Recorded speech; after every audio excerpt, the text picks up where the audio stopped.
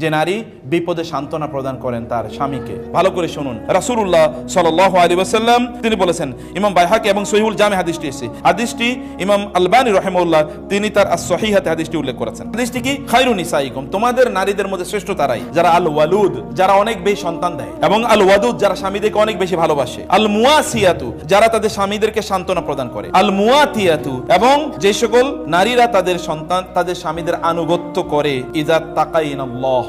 ভালো করে শুনুন, তাহলে চারটি জিনিস। আপনার যদি শারীরিক সক্ষমতা থাকে, যদি অসুস্থ থাকে তাহলে তো ভিন্ন কথা, কিন্তু শারীরিক সক্ষমতা থাকলে সন্তান বেশি নিয়েন। বোনেরা, আমি আবারও বলি, ভালো কিছু মানুষ আপনাদের মাধ্যমে আসুক না পৃথিবীতে, এবং স্বামীদেরকে বেশি বেশি ভালোবাসা শো করুন। এই ভালোবাসার বিভিন্ন ধরনের এক্সপ্রেশন আছে, এটা জানা দরকার। ভালোবাসা কিভাবে নিত্য নতুন, মানে আপনি কিছু টেকনিক ডেভেলপ করেন, যে টেকনিক আপনি ভালোবাসা শো করবেন। এবং আল মুয়াসিয়াতু, যেটা বলেছি, তার কোনো কষ্ট হলে আপনি দ্রুত সেই কষ্টে সাড়া দেন। স্বামীর যদি একটু শরীরটা খারাপ হয়, দ্রুত তার কাছে যাবেন, দেরি করবেন না। এটা ক্ষতি, এটা পারিবারিক বন্ধনটাকে দুর্বল করে দেয়। আপনার পারিবারিক বন্ধনটা স্ট্রং করাটাই হলো আপনার সফলতা। আপনার সফলতা পারিবারিক বন্ধনটাকে স্ট্রং করা বা শক্তিশালী করা। অতএব এটি আমাদের করতে হবে।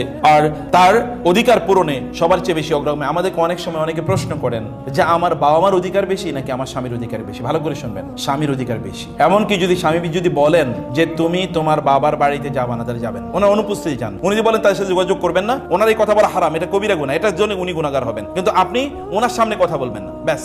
আপনি আলাদা কথা বলুন, আপনি ওনার সামনে বলার দরকার নাই। স্বামীদের অনেক সমস্যা আছে, স্বামীরা থাকলে আমি বলতে তো স্বামী একজন আছে মাত্র, আর আমরাও স্বামী, কেন আমরা তো নিজেরাই কইতেছি। তবে এটা মনে করেন না যারা বলে তারা যে ফেরেশতা, এটা মনে করেন, এটা মনে করে কোনো কারণ নেই। আমরাও ফেরেশতা না, কেউ ফেরেশতা না, ত্রুটি বিচ্যুতি সবার আছে। কিন্তু আমি আগেই বলেছি, আল্লাহ যেন আমাদেরকে এই কথাগুলো সবচেয়ে বেশি আমল করার তৌফিক দান করে। আল্লাহুম্মা আমিন। বোনেরা, সেই জন্য আমি বলছি যে এখানে আমাদের যেটা করা দরকার তা হলো আমরা যেন তাদের প্রায়োরিটি আমরা যেন প্রদান করি। এই কারণে রাসূলুল্লাহ সাল্লাল্লাহু আলাইহি ওয়াসাল্লাম বললেন, উনজিরি আইনা আনতা মিনহু ফাইন্নাহু জান্নাতুকে ওয়া নারুকি। তুমি দেখো যে তোমার স্বামীর কাছে তোমার অবস্থান কতটুকু, কারণ তিনি তোমার জান্নাত, তিনি তোমার জাহান্নাম। তোমার স্বামী তোমাকে কতটুকু রেসপেক্ট করেন, ভালোবাসেন, শ্রদ্ধা করেন, এটা দেখবে। স্বামীকে তার খরচের ব্যাপারে কষ্ট কম দেয়া, অনেক বেশি খরচ করতে হবে এটা না করা, যতটুকু সম্ভব তার সামর্থ্য অনুসারে তারা করবেন। আর স্বামীরা যা ইনকাম করবেন, তার ইনকাম মূলত তার ইনকাম যাবে তার পরিবারের জন্য। অতএব তিনি ব্যাংক ব্যালেন্স করা তার জন্য ফরজ না, তার জন্য ফরজ হলো তার পরিবারকে রাখা। এই কারণে আল্লাহ তাআলা বলেছেন, লিয়ুনফিক যু সাআতিন মিন সাআতি ওয়া মান কুদিরা আলাইহি রিজকু ফালিয়ুনফিক মিম্মা আতাহুল্লাহ।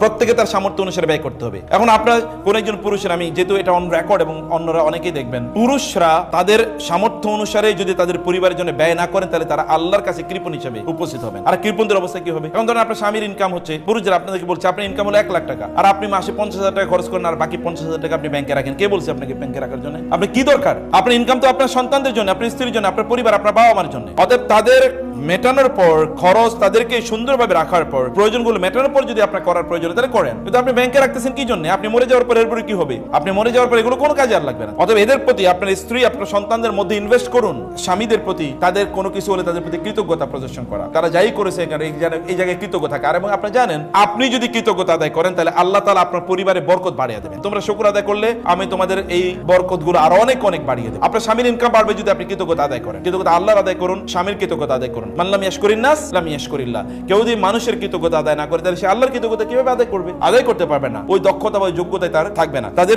কৃতজ্ঞতা আদায় করা খুবই গুরুত্বপূর্ণ। রাসূলুল্লাহ সাল্লাল্লাহু আলাইহি ওয়াসাল্লাম বললেন, লা তুজি ইমরাতুন যাওজাহা ফিদ দুনিয়া ইল্লা ক্বালা যাওজাতু ফিল হুরিল আইন মিনাল হুরিল আইন লা তুজিহি ক্বাতালাকিল্লাহি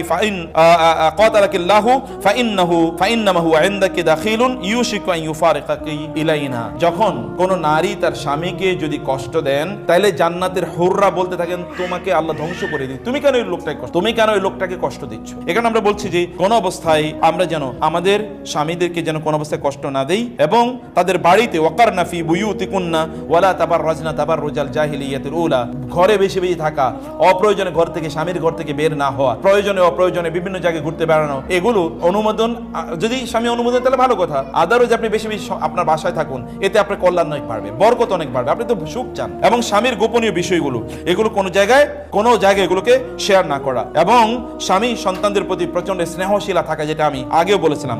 এই কাজগুলো আমাদের করা দরকার।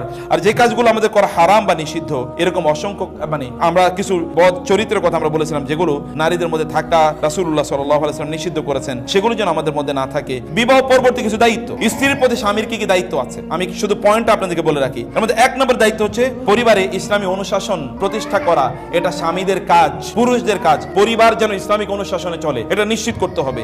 2 নম্বর হচ্ছে হাসি মুখে থাকা এবং উত্তম ভাবে কথা বলা। সারাদিন কাজ করে এসেন, এই জন্য চেহারাটাকে একেবারে গোমড়ামুখী করে রাখতে হবে, তাকানো যায় না, মনে যেন পুরো মানে অমাবস্যার রাতের কালো অন্ধকার তার মুখের উপর এসে এবার কালিমা যুক্ত করে রেখেছে গোটা মুখে। না, আপনি কষ্ট করছেন কাদের জন্য? যদি আপনি বলে থাকেন যে আমি আমার স্বামী, আমি আমার স্ত্রী, সন্তানদের জন্য কষ্ট করছি, তাহলে তাদের সামনে নিয়ে চেহারাটা আপনি খারাপ করে রাখবেন। চেহারাটা তো তাদের বাইরে কষ্ট থাকলেও ভিতরে হাসি মুখে প্রবেশ করবেন, যেন ভিতরে এনভায়রনমেন্টটা কি এটা জান্নাতি এনভায়রনমেন্ট হয়। 3 নম্বরে হচ্ছে উত্তম ব্যবহার করা, প্রত্যেকের সাথে উত্তম আচরণ করবেন। আমি আমার নানা নানিকে দেখেছি একজন আরেকজনকে আপনি করে কথা বলে, তুমি জীবনও শুনি নাই, তুই তো শুনিই নাই জীবনে, মানে আপনি করে বলতে শুনেন, মানে একজন আরেকজনকে। আগে এরকম ছিল এবং সেখানে ভালোবাসাও ছিল।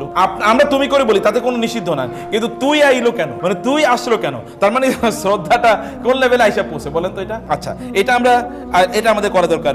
স্ত্রীর সাথে একান্তে বসা এবং খোঁজ গল্প করা। আমি স্বামীদের কথা বলছি, স্ত্রীর সাথে গল্প করা। এবং আমি আবারও বলি, পারিবারিক আলোচনা বাদ দিয়ে আপনারা কেবল ভালোবাসার, স্বামী স্ত্রী ভালোবাসার আলোচনা যদি 5-10 মিনিট না করতে পারেন, তাহলে বুঝবেন যে আপনারা কি এখানে অলরেডি পোকা ঢুকে গেছে।